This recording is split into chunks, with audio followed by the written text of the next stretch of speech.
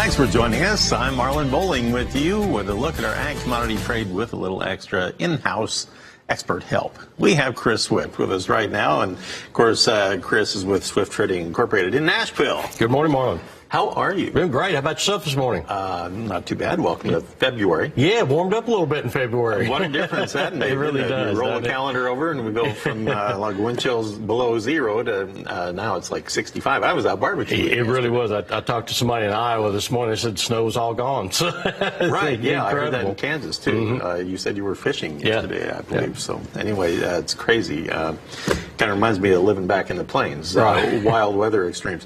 I want to take a look at the grain trade here. Sure. We'll get everybody updated, and then I'll get your quick comments on this. So let's go take a look at what the corn and soybeans and wheat are doing. Right now, the corn's still a penny lower at 377 1/4. The new crop December down just a penny. It just changed there, down a penny at 401 1/4.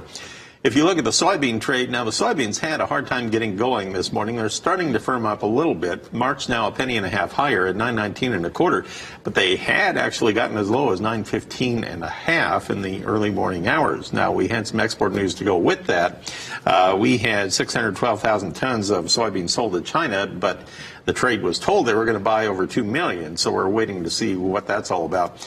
September beans now 1 1/4 higher. Now, meanwhile, on the wheat trade this morning in the early going, we have the just one tick lower at 524 per bushel. Meanwhile, July new crop 2 1/4 lower at 529 3/4. How about the hard red winter wheat in Kansas City? Let's take a look there. And on the Kansas City market, we're down 3/4 on March. That puts that trade at 508 per bushel. Meanwhile, on the new crop July contract, we're down 2 1/4 at 523 3/4. So I want to stop there and get your thoughts on the trade. Soybeans having a hard time going anywhere, even with actually kind of a boatload of good information here lately. How do you read that anyway? Well, I think until it's actually said, done, and the ink dried on the paper, the traders have seen lots of this speculation as to when the Chinese are going to really start buying a lot of grains back from us. And of course, I keep looking at the Brazilian crop now, looking going to be a little bit lower than what they had once put in. And I don't know how big that will be, but any lower is going to be a benefit to the U.S. because I don't think that Brazil can still supply the total needs of China. Okay, coming up on Friday, we're going to get some interesting data consisting of the Friday supply and demand, or the February rather, supply and demand report numbers, crop production numbers. It'll contain the January numbers carried forward to February because they didn't come out in January. A lot of unknowns there, and it's just going to be one big pile of numbers coming up here for 2 months worth. We'll also get the winter wheat seedings numbers. Yes. That'll be a big important one because a lot of this past week was whether or not we'd see any winter kill on that wheat out there. And of course, I think everything was real saturated, and hopefully the snowfall came before enough of the cold weather to give them a little bit of cover over it. So a lot of folks talking about the fact that they think we'll see lower ending stocks on soybeans coming out Friday. You agree? I'm really not sure. I haven't looked that much to it to say, so I'm going to hold my reservations on that. Okay. What about acreage shifting between corn and Now, soybeans? I have heard a lot about that, and I know that some fields are doing a pretty strict rotation, so there can't be a great deal, but I would say that if there was any questionable ground out there, it would most likely go into corn than into beans. It would, okay. Yeah. I've heard a lot of talk about cotton acres, soybean acres. It could be, but yeah, I think corn is pretty much, and especially with December at over $4 a bushel still that you could lock it in at. That's a little better to break even, but not much. Interesting. Okay. We'll come back here in just a little bit, and we will take a look at our livestock trade as well. We'll sort out what happened on Friday when we come back.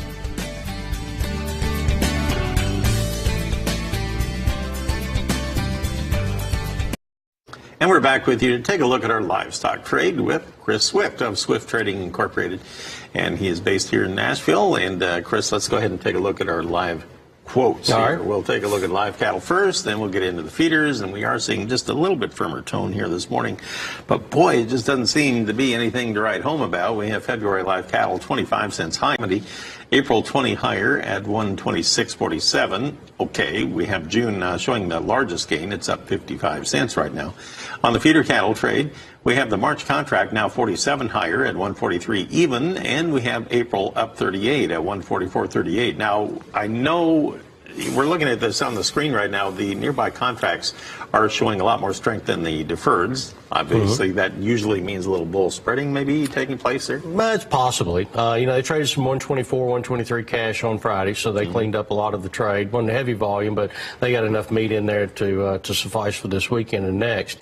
I don't know. We've seen the feeder market be awfully soft while the whole time, with the fat market setting new contract highs as much as Thursday. Thursday we set new contract highs in April and June, and yet feeder cattle are nowhere near their new contract highs. So it's a little bit interesting to see. And when they project out in 116 June and 113 August, you still got to have a little bit lower feeder cattle price to make that work, or a little higher fat price. But when you make contract highs time and time and time and time again, as you work your way up on that live cattle trade, and then you have that massive reversal. Yeah, it was a big one. 31st. I mean, how concerned does that make you? Well, it's concerning in some ways, clearly, but we had such a great negative basis. At one time, it was $4 to a lot of people that had traded cash at 122 last week. So at 127 on the April board, that $4 negative basis was just too much to pass up. So they grabbed that. They grabbed the bird in hand is what they did. So, interesting. Yeah. Okay, let's take a look at the lean hog trade then right now. And on the big board, we have February lean hogs. They're trading just like cattle this morning. Just a slight gain, up 17 at 56.52. Now the April is 63 higher at 60.75. Now that's where most of the volume is now, right? Yes. On the April contract. April contract, yes. So what do you think about this hog market? How healthy is it right now? Well, it's been going down for weeks. I have been thinking that it was going to go up for weeks, and it just every day it was down just a little bit. And the index hadn't moved, and hadn't moved any pork. Even though we had a little bit better Mexican peso over the last couple of weeks, we're not seeing any elevated exports to Mexico, and we're not seeing any elevated exports to China. So it's still pretty much a domestic market. So what do you think is going to make the turn first, futures or the primal cuts? Well, I think the primal cuts probably because we're fixing to go into Easter. Easter will be the next ham season for that. So that's 5 weeks away, something like that, 6 weeks. So that'll probably be the next move of any kind. So wouldn't they already be buying up product for that now? They'll start here pretty soon. There's probably about a 2-week drag between the two.